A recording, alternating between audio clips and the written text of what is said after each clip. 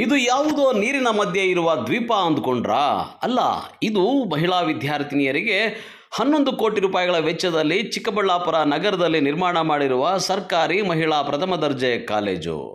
ಹೌದು, ಕೆರೆಯಂತಿದ್ದ ಜಾಗದಲ್ಲಿ ಸಂಸದ ಸುಧಾಕರ್ ಅವಧಿಯಲ್ಲಿ ಮಹಿಳಾ ಕಾಲೇಜಿಗೆ ಗುದ್ದಲಿ ಪೂಜೆಯಾಗಿತ್ತು.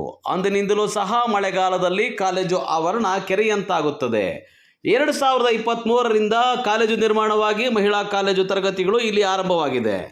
ಮಳೆಗಾಲ ಬಂದಾಗಲೆಲ್ಲ ಈ ಕಾಲೇಜಿನ ಸುತ್ತಲೂ ಮಳೆಯ ನೀರಿನಿಂದ ಆವರಿಸಲ್ಪಡುತ್ತದೆ. ಕೆರೆಯ ಮಧ್ಯೆ ಕಾಲೇಜು ನಿರ್ಮಾಣವಾಗಿರೋ ರೀತಿ ಕಾಣುತ್ತೆ. ಅದರಲ್ಲೂ ಕಾಲೇಜಿನ ಸುತ್ತಲೂ ಖಾಸಗಿ ಲೇಔಟ್ಗಳು ತಲೆ ಎತ್ತಿದ್ದು, ರಾಜಕಾಲುವೆಗಳ ಒತ್ತುವರಿಯಿಂದಾಗಿ ಮಳೆಯ ನೀರು ಕಾಲೇಜಿನ ಆವರಣದಲ್ಲಿ ನಿಲ್ಲುವಂತಾಗಿದೆ.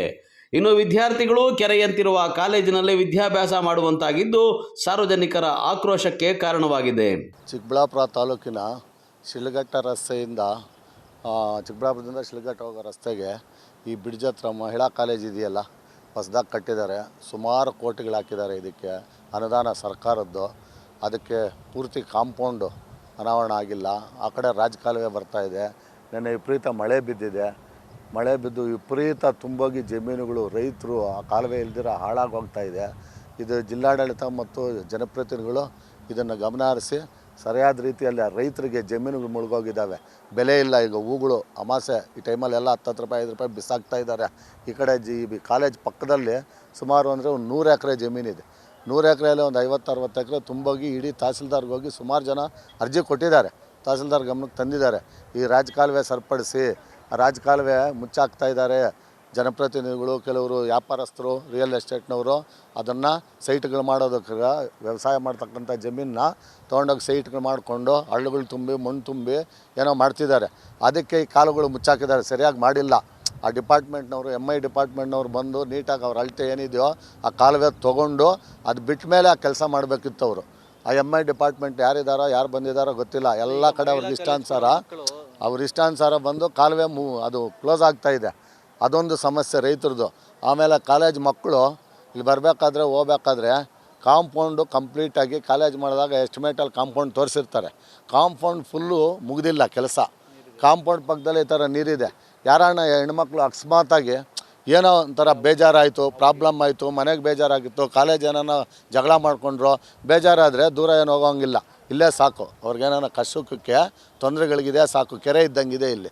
ಇದನ್ನು ದಯವಿಟ್ಟು ಜಿಲ್ಲಾಡಳಿತ, ಜಿಲ್ಲಾಧಿಕಾರಿಗಳು, ಆಮೇಲೆ ಸಂಬಂಧಪಟ್ಟಂಥ ಶಾಸಕರಾಗ್ಬೋದು, ಸಚಿವರಾಗ್ಬೋದು, ಸಂಸದರಾಗ್ಬೋದು, ಇದಾರಲ್ಲ, ಇಲ್ಲೇ ಇದ್ದಾರಲ್ಲ ಶಾಸಕರು, ಸಚಿವರು, ಸಂಸದರು 3 ಜನ ಸಾಲದ ಇದನ್ನು ಸರಿಪಡಿಸೋಕ್ಕೆ ಅವ್ರ ಅನುದಾನಗಳಿಲ್ವಾ? ಅವ್ರು ಬಂದು ಜಿಲ್ಲಾಡಳಿತದಲ್ಲಿ ಕೂತ್ಕೊಂಡು DCಗೆ ಹೇಳಿ, ಜಿಲ್ಲಾಧಿಕಾರಿಗಳಿಗೆ ಇದನ್ನು ಸರಿಪಡಿಸ್ಬೋದು. ಅಲ್ಲಿ ನೋಡಿ ಕೆರೆಗೆ ಹೋದ್ರು, ಗ್ಲಾಸ್ ಹೌಸ್ ಹಾಕಿದ್ರು, ಎಷ್ಟು ಕೋಟಿ ಜನಗಳ ದುಡ್ಡು ಹಾಳಾಗೋಯ್ತು. ಜನಗಳ ದುಡ್ಡು ಅವ್ರದ್ದೇನು ಸ್ವಂತ ಒಬ್ಬರು ಹಾಕಿರಲ್ಲ. ಜಿಲ್ಲಾಧಿಕಾರಿಗಳು ಹಾಕಲ್ಲ, ಶಾಸಕರು ಹಾಕಲ್ಲ, ಸಚಿವರು ಹಾಕಲ್ಲ, ಸಂಸದರು ಹಾಕಲ್ಲ. ಎಲ್ಲ ನಮ್ಮ ದುಡ್ಡೇ, ಜನಗಳ ದುಡ್ಡು ಹಾಳು ಮಾಡಿ ಹಾಕಿದ್ರಲ್ಲ ಹಾಕಿ. ಇನ್ನು ಇದನ್ನು ಹಾಳು ಮಾಡಿ ಮಕ್ಕಳಿಗೆ ಅನುಕೂಲ ಆಗೋ ಥರ ದಯವಿಟ್ಟು ಜಿಲ್ಲಾಡಳಿತ ಮತ್ತು ಜನಪ್ರತಿನಿಧಿಗಳು ಇದ್ರ ಬಗ್ಗೆ ಗಮನ ಹರಿಸಿ ನೀಟಾಗಿ ಏನು ಬೇಕೋ ವ್ಯವಸ್ಥೆ ಮಾಡಬೇಕು ತಮ್ಮಲ್ಲಿ ಮನವಿ ಮಾಡ್ತೀವಿ. ಏನೋ ಮಹಿಳಾ ಕಾಲೇಜು ಆವರಣದಲ್ಲಿ ಪಕ್ಕದಲ್ಲೇ ಖಾಸಗಿ ಜಮೀನಿನಲ್ಲಿ ಕೆರೆಯಂತೆ ನೀರು ನಿಂತಿದ್ದು, ಮಳೆಯ ನೀರು ಹೆಚ್ಚಾಗಿ ಬರ್ತಾ ಇರೋ ಕಾರಣ ನೀರಿನ ರಭಸ ನಿಂತಿಲ್ಲ. ಇದರ ಮಧ್ಯೆ ಸ್ಥಳೀಯರು ಮಳೆಯ ನೀರಿನಲ್ಲಿ ಗುಂಪು ಕಟ್ಟಿಕೊಂಡು ಮೀನುಗಳನ್ನು ಹಿಡಿತಾ ಇರೋದು ವಿಶೇಷವಾಗಿತ್ತು.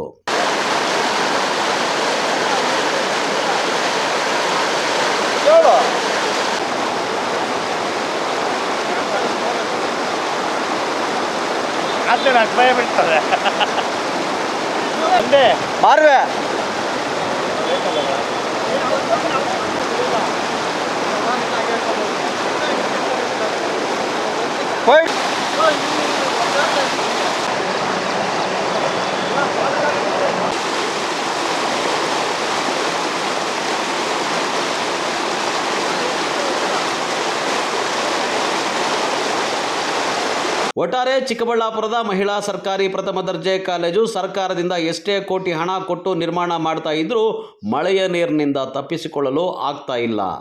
ಇದನ್ನು ನಿವಾರಿಸಲು ಜಿಲ್ಲಾಡಳಿತ ಅಥವಾ ಸರ್ಕಾರ ನಿರ್ಧಾರ ತೆಗೆದುಕೊಳ್ತಾ ಇಲ್ಲ. ಇದರಿಂದ ಬಡ ಮಹಿಳಾ ವಿದ್ಯಾರ್ಥಿಗಳು ತೊಂದರೆ ಅನುಭವಿಸುವಂತಾಗಿದೆ. ಕ್ಯಾಮರಾಮನ್ ಪ್ರವೀಣ್ ಜೊತೆ ಕಳವಾರ ಅರುಣ್, MMTV ನ್ಯೂಸ್, ಚಿಕ್ಕಬಳ್ಳಾಪುರ.